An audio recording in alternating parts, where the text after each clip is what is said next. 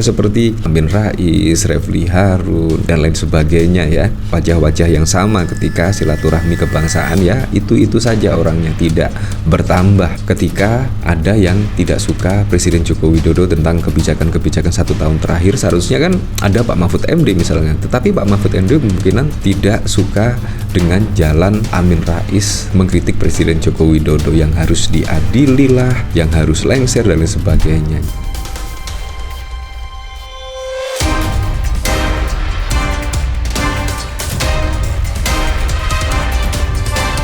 Sebelum menyaksikan video ini, pastikan bosku jangan lupa subscribe, karena subscribe itu gratis plus bonus tonton video terbaru setiap harinya.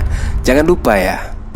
Memang sangat mengejutkan sekali ya, hasil survei tingkat kepuasan kepada Presiden Joko Widodo itu mencapai 80,8%. Nah, kalau kita flashback ke belakang ya, pada saat yang lalu itu ada kritikan lah, setidaknya ada manuver dari DPR RI yang setidaknya akan menganulir putusan MK terkait usia minimum calon gubernur, dan bahkan juga ketika MK menurunkan syarat threshold yang sebelumnya 20% menjadi 7,5%, itu akan dianulir. Dan bahkan juga banyak aksi-aksi yang dilakukan oleh masyarakat Indonesia tentunya, yaitu bahkan di depan gedung DPRD di kota masing-masing. Itu juga sangat mengejutkan dan bahkan juga serempak di seluruh Indonesia, dan akhirnya juga DPRD pun membatalkan undang-undang pilkada yang akan diparipurnakan. Itu juga keren, dan ternyata yang menstop itu adalah instruksi dari Pak Prabowo. Itu juga sangat mengejutkan publik ya, dan akhirnya pun PDIP bisa berlaga pada pilkada serentak. Itu juga cukup keren sekali. Tetapi yang cukup mengejutkan ketika setelah aksi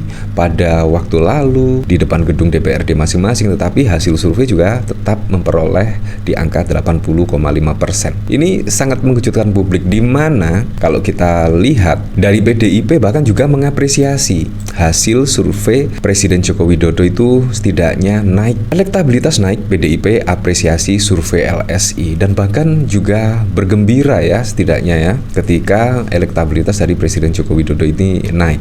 Apakah ini menanggapi terkait kritikan Amin Rais, yaitu para tokoh dan juga aktivis tuntut Jokowi diadili usai lengser dari kekuasaan? Ya memang sih, pengkritik Presiden Joko Widodo itu terpecah menjadi dua ya. Yang pertama itu pendukung Jokowi yang setidaknya telah Presiden Joko Widodo bermanuver pada 1 tahun terakhir ini, dan itu juga pendukung Presiden Joko Widodo bermanuver mengkritik Presiden Joko Widodo. Dan yang kedua adalah pengkritik Presiden Joko Widodo itu mulai periode pertama. Jadi pengkritik Presiden Joko Widodo itu ada dua macam ya. Yang pertama di akhir masa jabatan, dan yang kedua adalah mulai dari jabatan Presiden Joko Widodo di 1 periode pertama. Jadi perlu digarisbawahi di sini. Ya kemungkinan kalau kita lihat dari apresiasi PDIP, ini setidaknya menjawab terkait Amin Rais yang pada saat lalu menuntut Presiden Joko Widodo diadili. Kemungkinan seperti itu. Karena apa? Karena saat ini pun hasil survei sangat berbeda sekali atau berbanding terbalik sekali dengan tuntutan dari Mbah Amin Rais CS ini. Karena Presiden Joko Widodo dari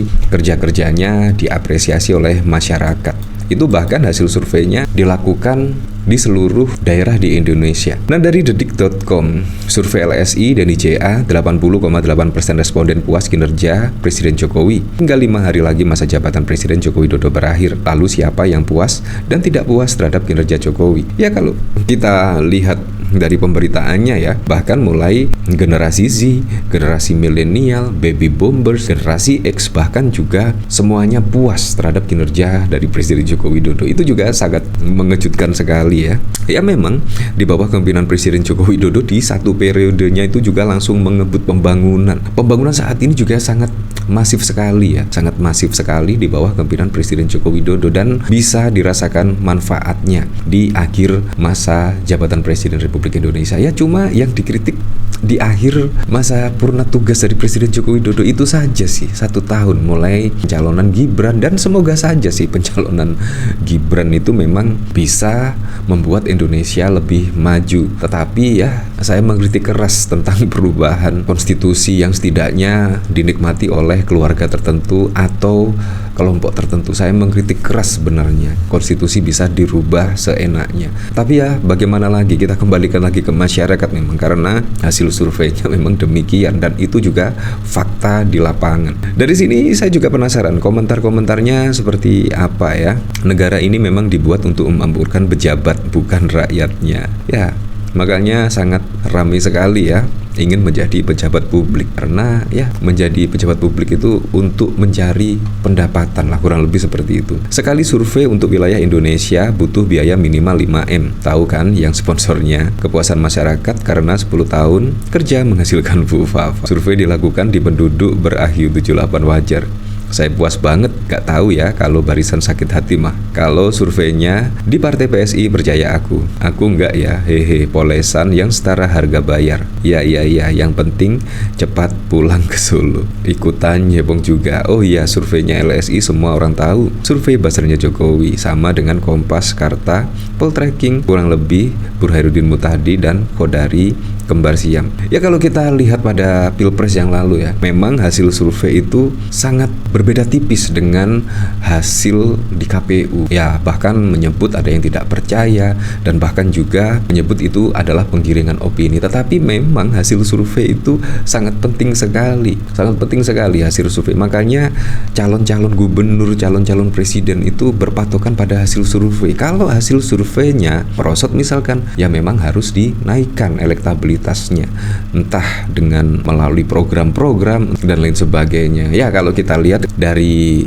calon gubernur DKI Jakarta saja, hasil survei itu dari Pak Pramono Anung dan Rano Karno itu sekian hari hasil survei selalu meningkat. Itu karena apa? Ya karena kebijakan dan juga program-program dari Pak Pramono Anung itu sangat realistis dan juga masuk akal. Jadi menurut saya hasil survei itu sangat dibutuhkan, yaitu bagi calon pejabat, calon gubernur, calon kepala daerah dan lain sebagainya. Memang berpatokannya pada hasil survei.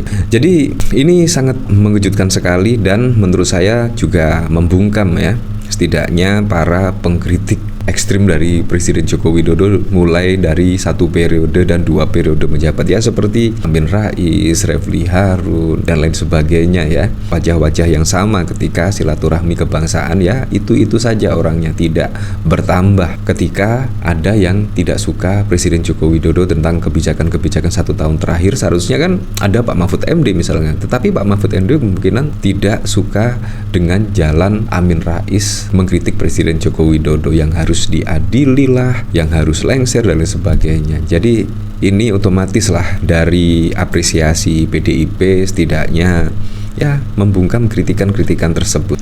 Hasil survei LSI Denny JA menunjukkan tingkat kepuasan terhadap Presiden Joko Widodo di angka 80,8%. Politikus senior PDIP Hendrawan menghormati hasil survei itu. Hasil survei ini dilakukan dengan metodologi yang tertib dan integritas keilmuannya. Hasilnya harus kita hormati, apalagi jika survei tersebut bukan survei pesanan, kata Hendrawan kepada wartawan pada 15 Oktober. Hendrawan menyebutkan selama 10 tahun pemerintahan Jokowi telah menghasilkan perubahan yang diapresiasi oleh masyarakat, namun dia menyadari tak ada yang sempurna. Nah, bahkan juga dari PDIP juga masih membela Presiden Joko Widodo ya, terkait kritikan ya kemungkinan dari Amin Rais CS pada saat yang lalu. Ya, tapi saya berharaplah pada pilkada serentak bisa berjalan dengan aman, berjalan dengan lancar, dan yang paling penting berjalan dengan transparan, jujur dan juga adil.